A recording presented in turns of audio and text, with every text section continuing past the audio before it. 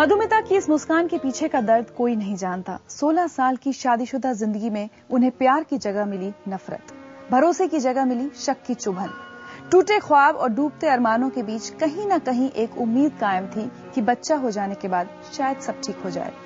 मगर बेटी होने के बाद हालात बद से बदतर हो गए।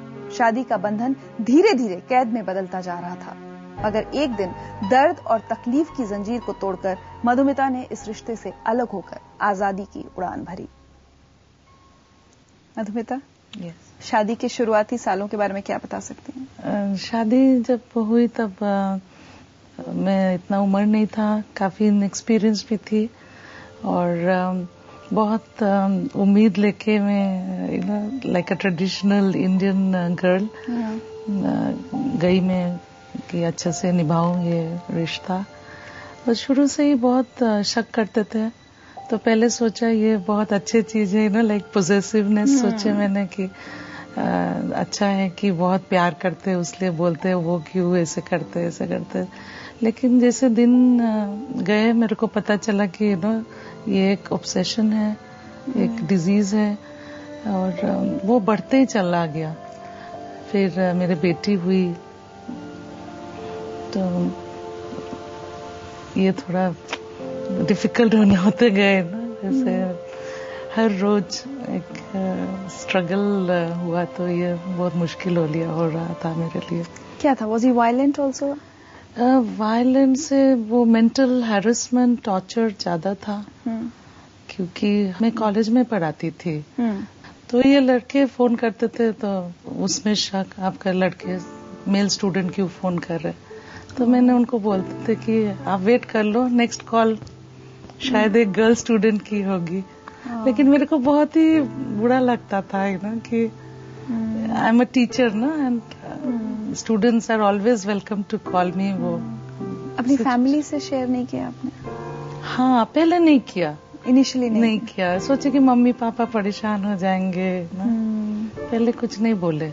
तो लेकिन मम्मी को लगा होगा कि कुछ प्रॉब्लम है। तो मम्मी बोल रहे थे कि मेरे को एक कहाँ लग रहा था कि आप खुशी नहीं हो। तो आके देखा कि क्या हालत। मेरे बाबा के सामने मेरे को बास्टर्ड बुला रहे थे। तो मेरे फादर ने पूछा कि आपको पता है मीनिंग क्या है, मैं उसका फादर हूँ। So it was very tough. Madhumita हमारा बेटी है। पहले के पढ़ाई में तो बहुत ब्रिलियंट स्टूडेंट था। उसको शादी दिया, उसके बाद में उसको बहुत टॉर्चर करता था, इसीलिए वो भी डिस्टर्ब फील करता था। लेकिन वो खूब एडजस्ट करने मांगता था, बहुत ट्राई किया। इसका 10 साल तक उसके साथ में था। बीच में ही इधर में चलाता था और जाएगा नहीं जाएगा, हम लोग भी वैसा बोला, वो भी रहते। मगर हमारा सन इन लॉ आके फिर बोलता आपको क्षमा कीजिए, हम आपको फिर अच्छा से रखेंगे। फिर ले जाते हैं, फिर ऐसा करते हैं। ऐसा होता था। तब जब एक्सट्रीम पॉइंट पहुंच गया तब हम लोग 2 जना जाके उसको इन लॉज के घर से उनको लेके आया। जो लाइफ में जो आदमी full dedication and positive idea लेके चलता है उसको एवरीवेयर ही और she become successful in his life and his particular sphere.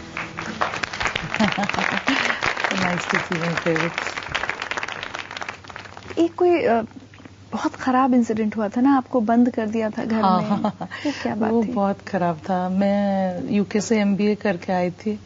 जब आए तब हर रोज लॉक करके चले जाते थे। कितना डर लगता था मेरे को कि कुछ हो, बच्चा है ना।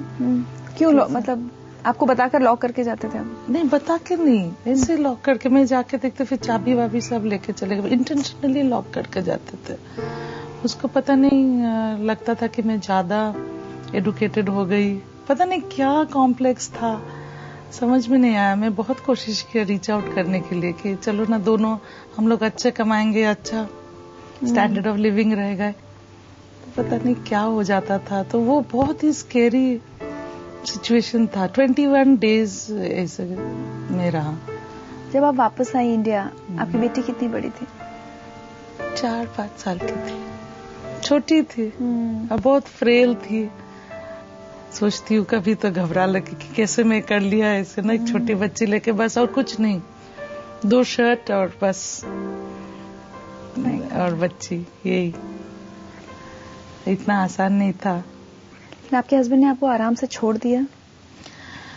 नहीं, बहुत तंग तो किया था, डिवोर्स के बाद भी तंग किया बहुत, कि फिर से शादी करो, ये भी एक।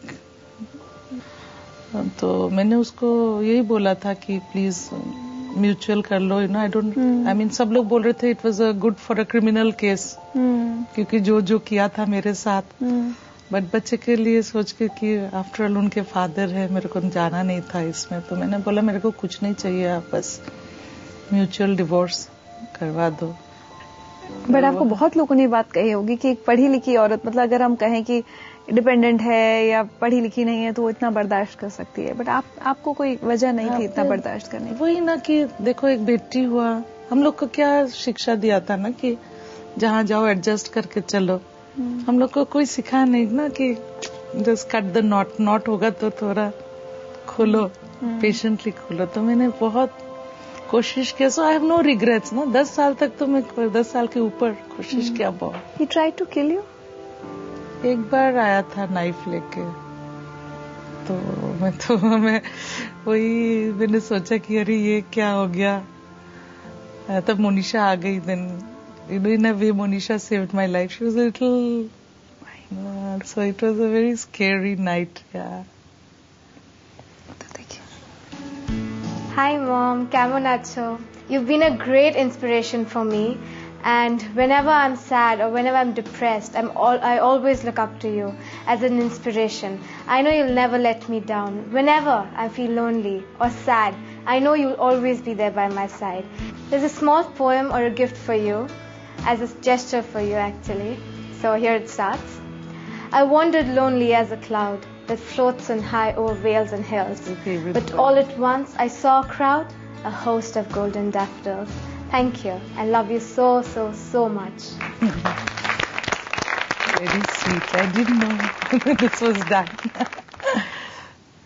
Monisha is like, you know, my reason to live on. उसके लिए मैं जीती हूँ, और उसलिए रिग्रेट्स भी नहीं है कि शादी हुआ तो एक कितने अच्छी बच्ची हुआ मेरे लिए। तो आप बोल सकते हो कि यू नो मैं पॉजिटिव साइड देखती हूँ कि इतनी अच्छा इंसान मेरे घर में आई। Madhumita, I am so happy for you, और सबसे बड़ी बात है आपसे सीखने को मिल रहा है the way you smiling continuously, non stop. मैं शुरू से देख रही हूँ, आपने बड़े से बड़े दर्द की बात कर ली, व्हाट यू गॉन थ्रू आपने सब बता दिया, बट वो चेहरे की मुस्कान गई नहीं। So keep smiling like this forever. Thank you so much for coming to Zindagi live, and एक तोहफा है आपके लिए।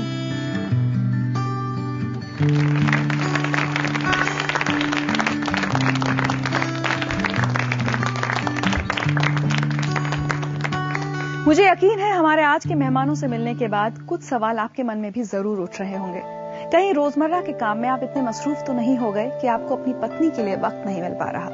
कहीं बच्चों की परवरिश और परिवार की देखभाल के बीच आप अपने पति को भूलती तो नहीं जा रही? आज एक सवाल ईमानदारी से खुद से पूछिए, क्या बरसों पुरानी शादीशुदा जिंदगी में आप सही मायनों में खुश हैं, या हर दिन बस यूं ही गुजरता जा रहा है?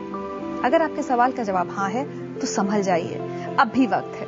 थोड़ा सा प्यार, थोड़ी सी खुशी और थोड़ी सी कोशिश आपके नीरस होते रिश्ते में नई उमंग ला सकती है।